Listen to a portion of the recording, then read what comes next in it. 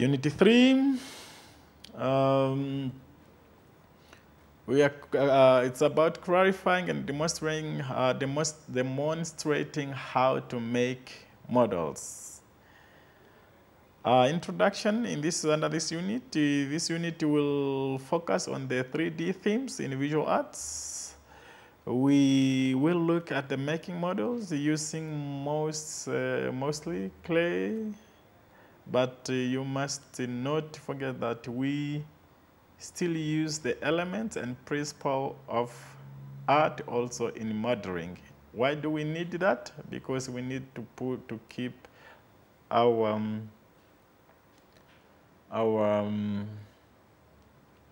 artworks, whatever we are making, in proportion. And how do we achieve that? It's through using the elements and principle of art, because these are the core foundation of a piece of art. It's not complete if you did not include those specific basic elements and principle of arts in your model. So that's why it applies everywhere, even in art models. We're also going to look at the element shape and the form again.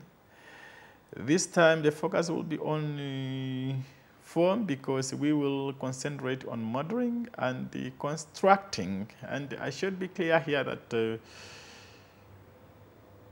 we will just be discussing it theoretically. We are not going to make or construct them practically. But in the next lessons, I will give you practical models so that you learn how to start and how to attach things together, and well, you need to complete or construct your 3D themes in visual art. Shape and structure in natural and many-made world. Many-word world. There is a quote by Georgia Cafe, I hope I pronounced that correct. I found I could say things with color and shapes that I couldn't say any other way. Things I had no words for. What does this quote trying to say? Or what does Georgia trying to communicate here? The message behind this quote is that we have things in our mind or head that are not like what anyone taught us. Shapes and ideas so near to us, so natural to us and to our way of being and thinking. So what could be these things? Something that you don't need to be taught about for you to be able to say it. Could this be the shapes? Okay, let's go in and see what it says. But that's what it's basically trying to say, that we are not always able to recognize shapes that we are taught about, but we are able to recognize even things that we were never taught or have seen before. We can always look at it and be able to recognize it, although it's not what it is, but it can look like something without anyone teaching you or taught you anything about it. So there's a big variety, very big variety of shapes and forms, and each of them has characteristics which we can use to communicate in different messages. We are looking at the 3 basic types of shapes, the most common shapes that we hear every day. Those are the geometric shapes, natural organic or organic shapes, and the abstract shapes. What are the geometrics? These are circles, squares, triangles, diamonds, made up or regular patterns that are easily to recognize. And what are the naturally or organic shapes? These are irregular. They have more curves and uneven, and they also create movements. What are the abstract shapes? They have an recognizable form, but are not real. They are stylish or simplified versions of organic shapes.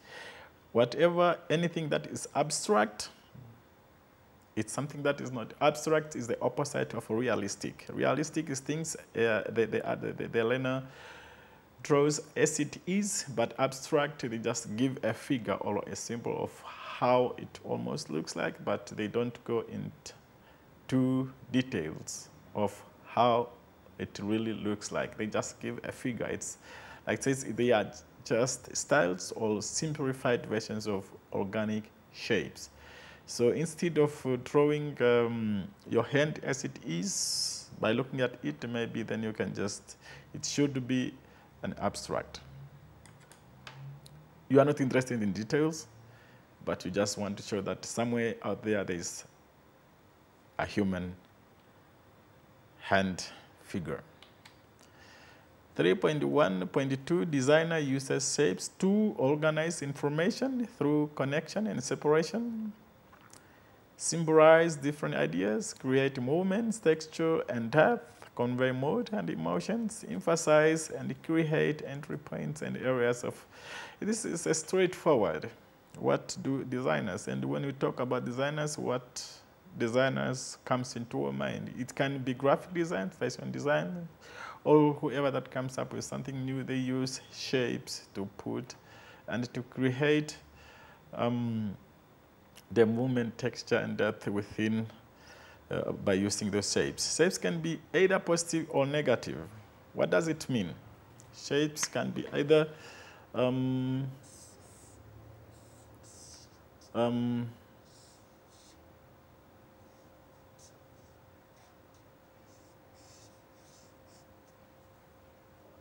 so let's say, what is that?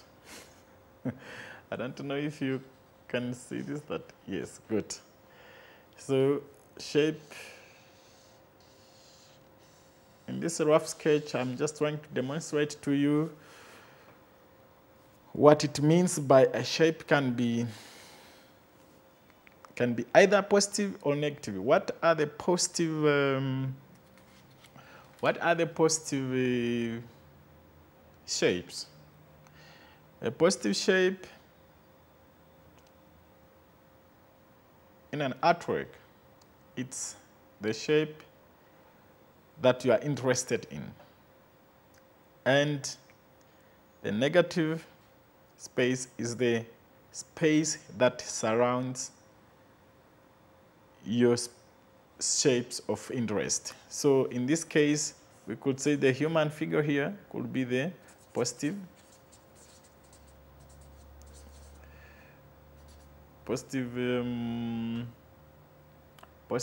shape, and the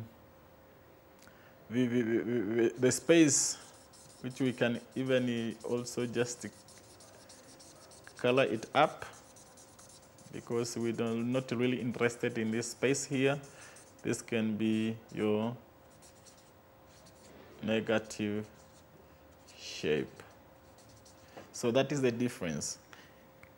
The shape of your interest is the positive, and the space that just surrounding your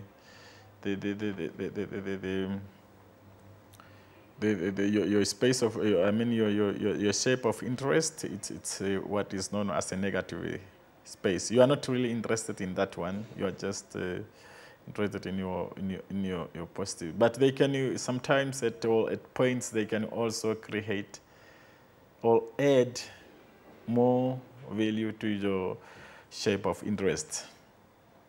So shapes can be either positive or negative. They can be figures or they can be ground.